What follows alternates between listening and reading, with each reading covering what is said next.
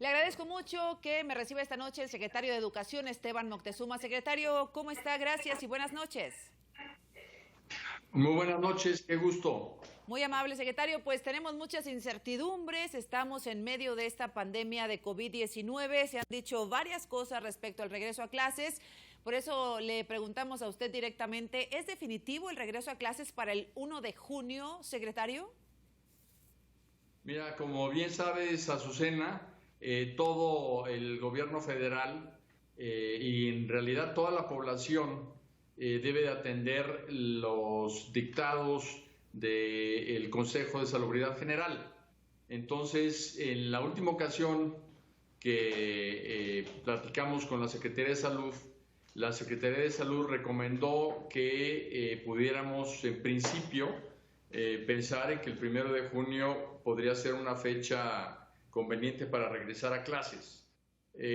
No ha cambiado esa fecha, pero tendremos que ratificarla porque, como dijo el subsecretario López-Gatell, será así y solo sí al guardar toda la población las medidas de distanciamiento social, podremos aplanar la curva de contagio y entonces sí regresar el 1 de junio. Si no se cubren estas solicitudes que hace la Secretaría de Salud, entonces tendrá que revisar la fecha. ¿En qué Pero la momento se va a Secretaría de tomar? Educación Pública no determina el regreso, lo determina la Secretaría de Salud y junto con el señor Presidente de la República. Porque cuando lo mencionaron, bueno, hubo incluso algunos gobernadores que dijeron, a ver, yo no, aunque se dé una orden, digamos, de regreso a clases el 1 de junio, si en mi estado las condiciones no están bien, no vamos a acatar la resolución. Porque parece muy pronto, secretario, y pareciera que obtuvimos una fecha de regreso a clases sin necesidad de adelantar vísperas o de generar más incertidumbre, ¿no le parece?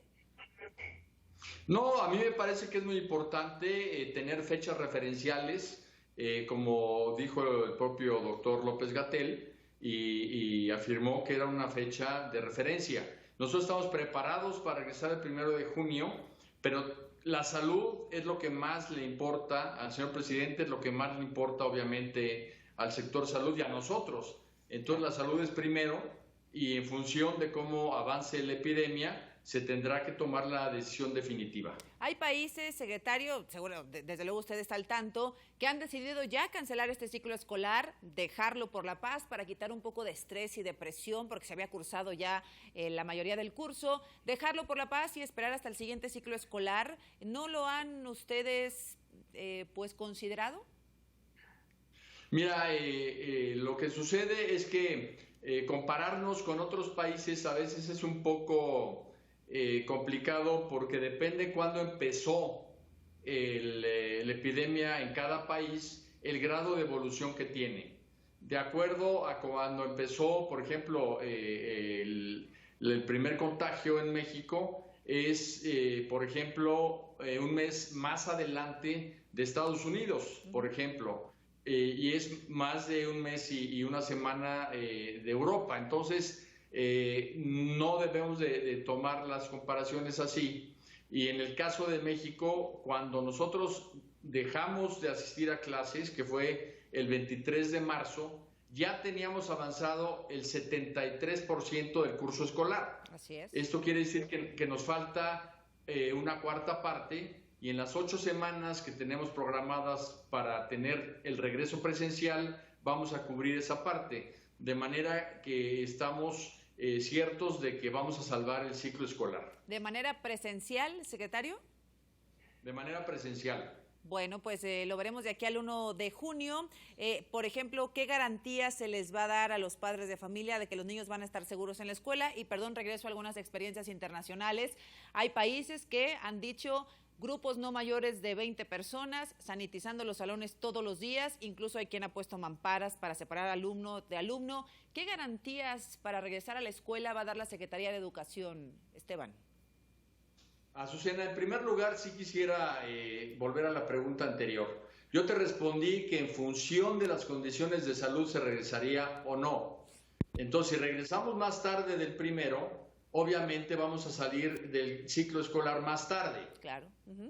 Por eso te puedo decir que sí habrá un periodo presencial para concluir el ciclo escolar. Bien. Entonces no queremos ser rígidos, somos bastante flexibles y afortunadamente tenemos un magisterio que también está contribuyendo de una manera muy importante a que el ciclo se salve. En que si salimos más tarde, pues entonces el ciclo escolar concluirá más tarde. Pero sí requerimos de un regreso presencial precisamente para cerrar el ciclo. Y podría incluso unirse con el siguiente, secretario. Tendríamos que recorrer el término de este ciclo. Había afortunadamente una semana de capacitación, que esa ya la podemos quitar porque estamos en este momento capacitando al magisterio. Teníamos una semana de consejos técnicos escolares que también vamos a reprogramar, y ya habíamos pensado en terminar en vez del 6 el 17.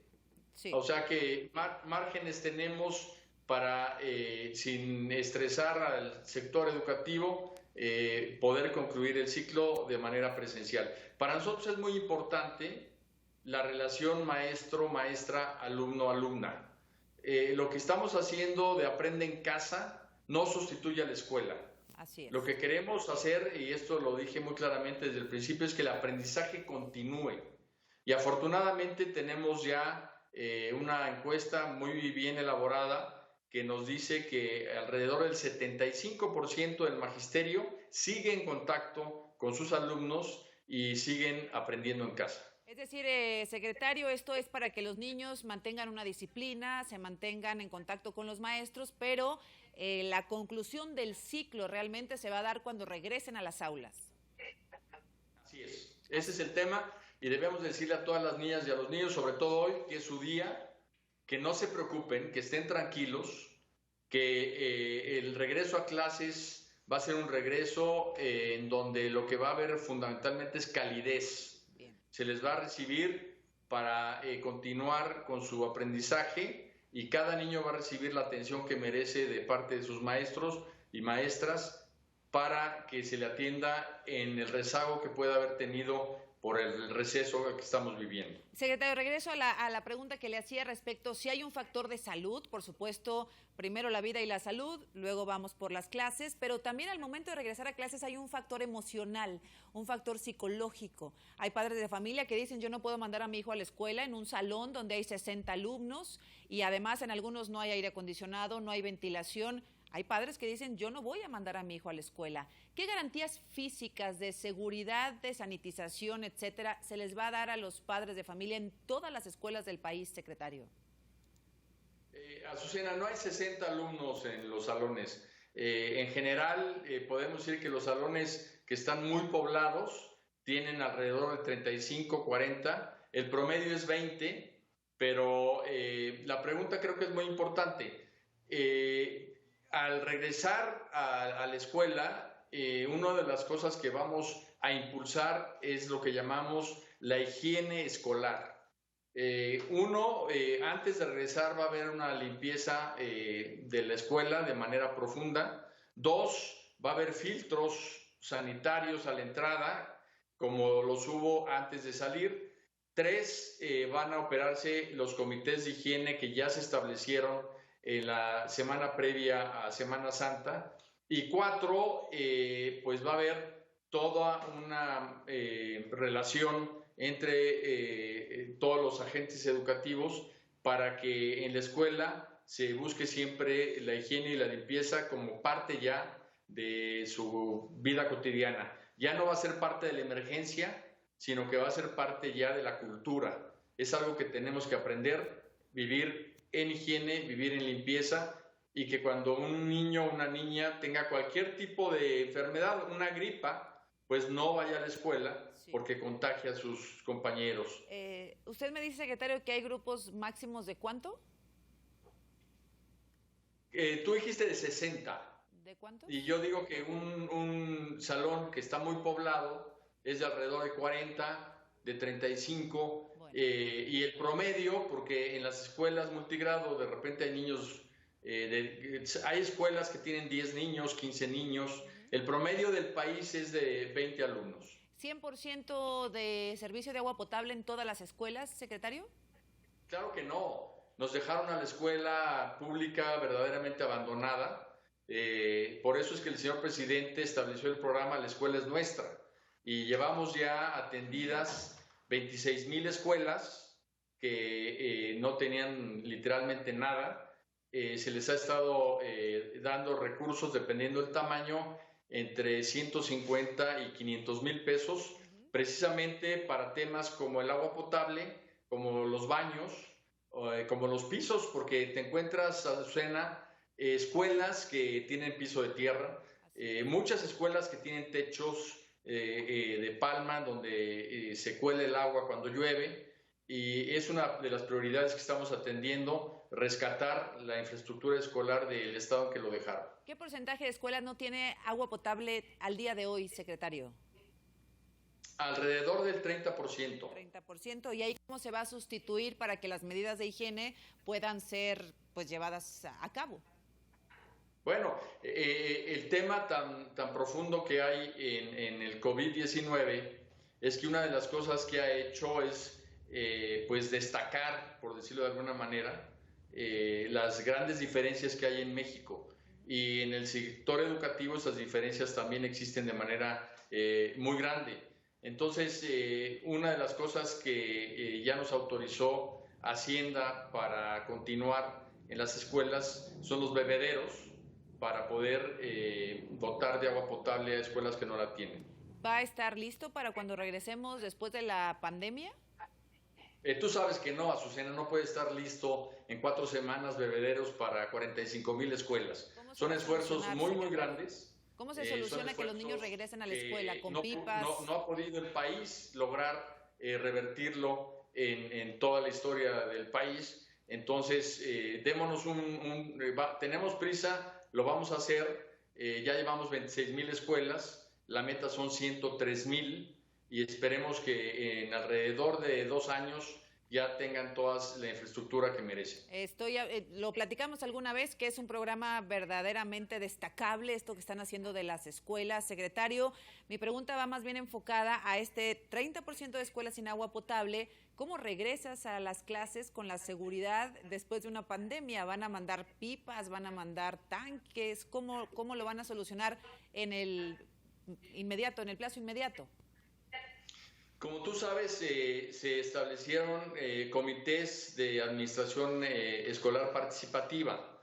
Entonces, en cada escuela estos comités buscarán la forma. Cada escuela tiene su propio método de tener agua potable a través de tambos, a través de la creación de un depósito de agua, a través pues hasta de cubetas. Hay lugares donde en la escuela que hay 10 niños, 15 niños, va a tener que ser de esa manera. Afortunadamente, en los lugares más lejanos, la epidemia no ha llegado. Son estos 1,000 municipios que están libres del COVID, porque están muy aislados y la epidemia se contagia más de acuerdo a espacios donde hay un conglomerado humano. Por eso en Nueva York, por ejemplo, pegó tan fuerte, ¿no? Y en México, donde más existe, es aquí en la Ciudad de México. Así es. Bueno, secretario, pues queríamos que los padres de familia, los maestros, tuvieran una mayor certeza respecto al calendario. Usted nos dice tentativamente 1 de junio, pero vamos esperando, nos vamos a preparar lo mejor posible, porque la prioridad desde luego es la salud de los niños de México, y ya le estaremos molestando en unas 2 o 3 semanas a ver qué tal transitamos por este camino que apenas empieza. Gracias, secretario. Hablamos con todo gusto en 2 semanas, y de nuevo decirle a las niñas y a los niños que estén tranquilos, que todo va a estar bien y que van a ser recibidos con mucha calidez en sus escuelas, que no se preocupen. Que así sea. Gracias, secretario Esteban Moctezuma. Buenas noches. Gracias, Susana.